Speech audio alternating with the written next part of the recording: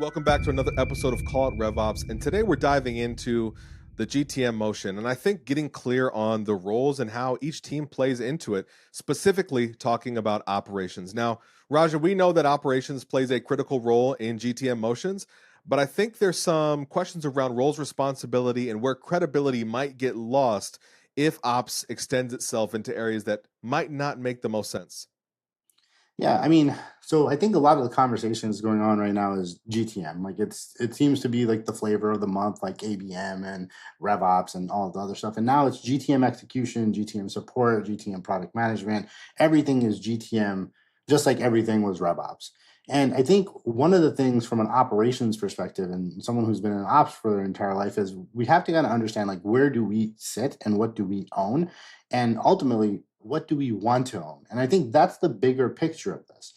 If ops is tasked with everything, and I think we're kind of digging ourselves a hole here, and kind of I'm not sure if you agree or disagree. It's like Yeah. we're digging ourselves in a hole because we're wanting more and more involvement in decisions and being able to push back, get a seat at the table without fully understanding it and even being involved in conversations how those decisions are made.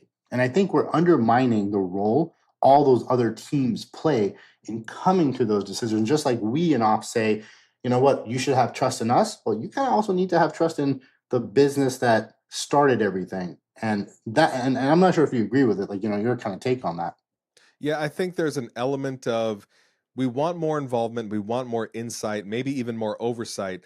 But that also comes with more responsibility, as Toby Maguire's uncle Ben said. With great power comes great responsibility, and I think maybe the first thing we can kind of dive into is clarifying or getting clarification on what ownership actually even looks like, and why operations team don't necessarily need the ownership that they might expect or want when it comes to these go-to-market motions. Yeah, I think at the end of it, like ops, we want the ability to say no on certain things.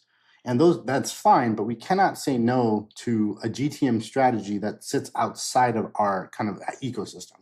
So by the time, and here's the thing, like one of the things I've learned from a business perspective, there's so many motions and there's so many changes that are happening in the industry, the market, that by the time ops gets involved and you haven't been involved in those conversations, the idea is like, hey, just kind of like be quiet and do your job. Like, just execute this. And ops is kind of saying, like, no, like I have a good idea and I have this, but we have those ideas based off on once everything is defined. We're not involved in all of those conversations. And the reality is we shouldn't be because there's business level decisions. Unless you're ready to claim business level responsibility, meaning that like if revenue gets missed, if we don't generate enough opportunities, if we're hitting pipeline goals, you're owning that. Like, and that's the thing with ops, right? And that's what all of the leadership teams do. They have responsibility in the success of the business, and ops makes their life easier, right? The narrative sounds really good, but it's really kind of disconnected because we have to understand how businesses operate. And you have to understand how business operates to be able to even push back on something.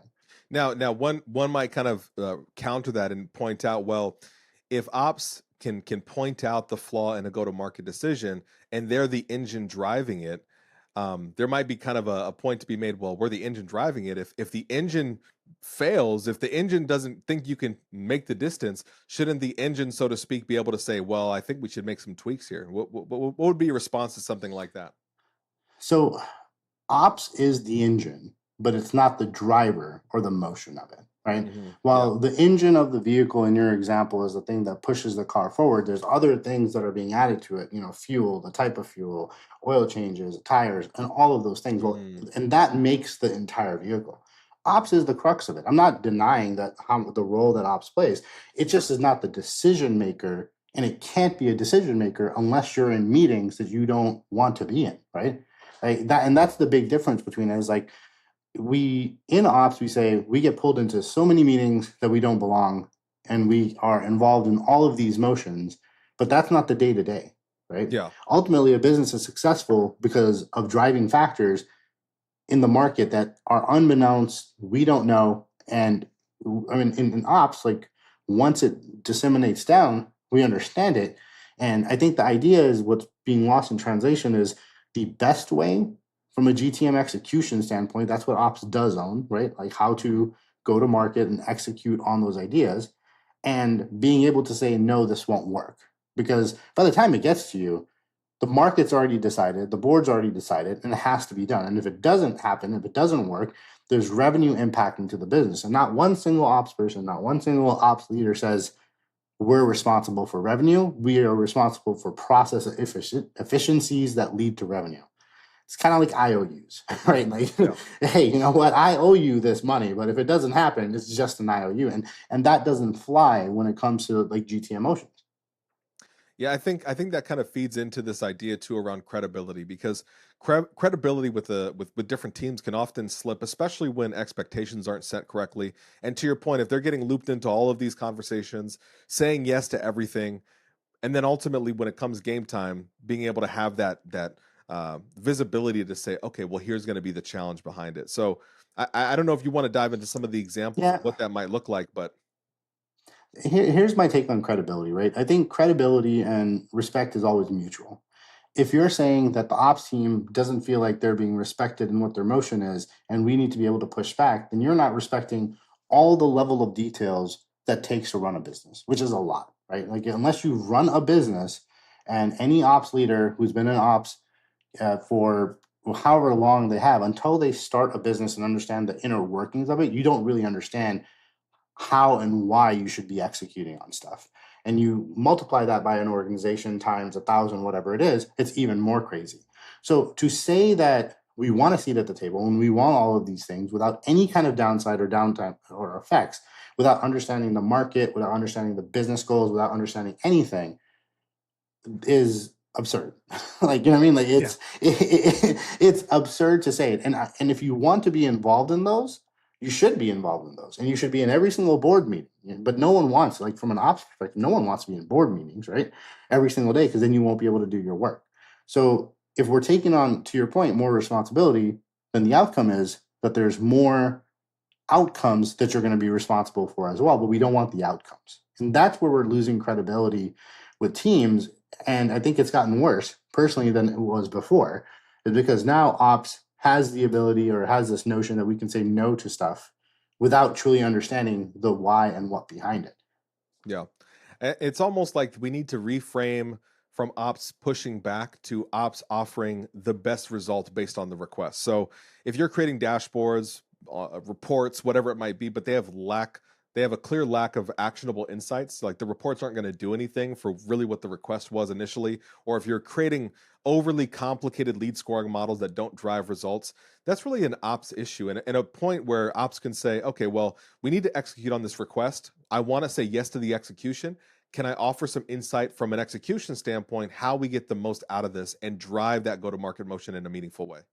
Yeah, man, 1,000%. And you know, the best operational teams aren't trying to own the entire GTM line. They're not trying to push back on what the business goals are. What they're trying to do is they're making go to market smoother with the tools. And that's where we should have a say in it, right?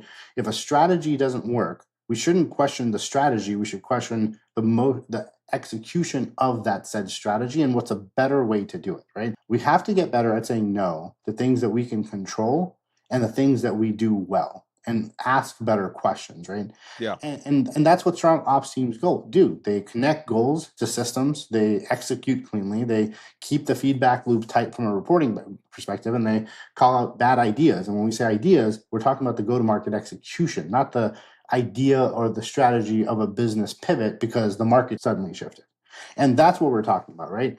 So we want to call out bad ideas early on how do we effectively go to market and how we execute on it. Yeah, we want to call out those bad ideas very early in the process. And essentially, if it's a bad idea, we don't have to be as direct about it. We can present a better idea. I think it's less about saying nope, we're not going to do it instead of better. Now, Raja, this is an interesting segue, and I feel like I have to share this. But being a part of a business that's growing, you're able to see how things change, how team dynamics are, and understand why ops, is going to have a challenging time getting a seat at the table for everything that happens in the back end. As a parent, I can also relate to the idea that if I'm going on a road trip and we're 30 minutes into the road trip and my kid says I need to use the bathroom, as an ops person in this example, I can either say no and say you're not going to do it, or I can say, can you hold it for 10 minutes until we get to a gas station? Now, the latter, I'm saying no in the moment, but I'm also giving a better solution to address this problem. But the reality is, I have to do it. Either that, or I'm going to have a huge mess on my hands. So I think in the same way, the execution, the ops folks needs to consider, how do we call out a bad idea in a soft way and present a better idea to actually address what the need is. And I just want to clarify one point in that when we talk about ideas, we're talking about the execution of the idea. Yeah. Because the idea, and I think this is where a lot of things get kind of misplaced. And this is where, ops had a really good, in the last 2 years, ramp up of ops is the crux of everything. We make everything operate. And now it's like, wait, we're not creating ideas, right?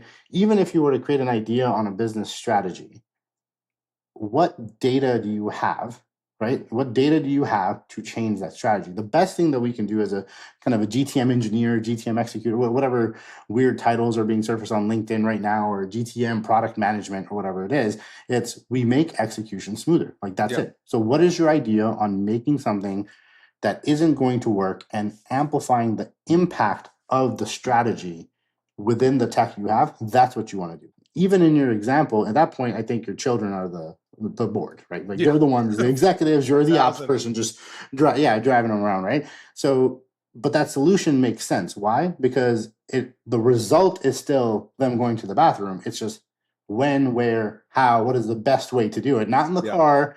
And ultimately, and here's the thing, if the market shifts and pivots very drastically, you just gotta fucking pull the car over, Yep. get a towel, and let them go. You know what I mean? Like, and Yeah. and those are the components to it, right? Yeah.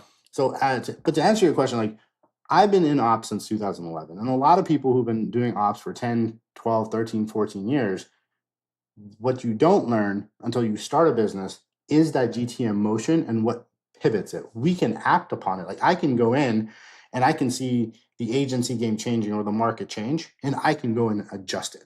Boom, right there. That's alignment because I have, I'm running a business, but I'm also an ops person at its heart. That's the thing that needs to get better at, right? Mm-hmm. That's the component of why we are doing something to the reasoning behind how to execute it. Those are the components that I think causes a bigger disarray because that's where ops people are like, I don't understand it. And, Yeah. Leadership is like, well, you don't need to understand it. You got to do it. And then, ops people are like, well, fuck you too. Like, this is not a good thing. And that's where a lot of this disarray happens. Yeah. But I mean, really that the GTM motion belongs to the business. The business owns why. And if you're not aligned with it, then someone gave me advice a long time ago, just start your own business. And then you can do however you want, however you can execute however you want. You don't really have to do it. Like you don't have to listen to someone because you are the person that you're listening to. But if you're working at an org, you have to give the same respect that people are asked that you want from the leadership team to the leadership team and say, hey, you know what? You have a X revenue business and you kind of know what you're doing. So I just have my responsibility is to make things smoother. Yeah, and there is like a respect and influence that operations teams can earn as well when they execute things really well. So when those requests come in, when those changes come in, when those campaigns, those go-to-market motions come in, and they execute it to perfection or execute it in a way that demonstrates excellence. And even the small wins of, I'm like, hey, here's a recommendation we make based on our experience on how to do this better. Or, you're thinking about this idea. What if we tweak these things? Once you've proven that your input, your ability to execute is done in a great way, and you put out amazing work, you're going to gain influence. You're going to gain the respect. And when those ideas come up or when those conversations happen, maybe you get invited a little bit earlier. Maybe you, in some small way, earn a seat at the table where your voice is an important one that they need to listen to. Yeah, I mean, like you earn influence by executing well in this capacity, not by rebranding your job every time there's a new title or a new way that comes out in the market, right? Like I remember everyone went from marketing operations managers to revenue operations, Yeah. whatever, insert title. And now everyone's changing their LinkedIn titles to from RevOps solutions architects to go-to-market execution engineers or something like Yeah. that. Like like that's not like no one Yeah. cares. Like you know what I mean? Like you don't earn influence by just rebranding your title based off on what the market is doing. You know, ops exists to help support, scale, and streamline business initiatives that are coming, right? And that is it. We don't redefine them. We just say what is the best way to go to market with the strategy under the same mutual respect that you understand that the leadership team has operating and been running this business, just like the respect that you would receive, right? So with that being said, those are the key takeaways that this idea of what the GDM motion looks like, how the business is owning it, and what operations can do in response. I think that that makes the most sense. And with that in mind, thank you guys so much for tuning in on this episode of Call It RevOps. We'd love to hear your ideas and your thoughts. And obviously, we just did an episode not too long ago about that rebrand of RevOps to go to market operations. We would love to get your insight there as well. So thank you so much for tuning in, and we'll see you next time.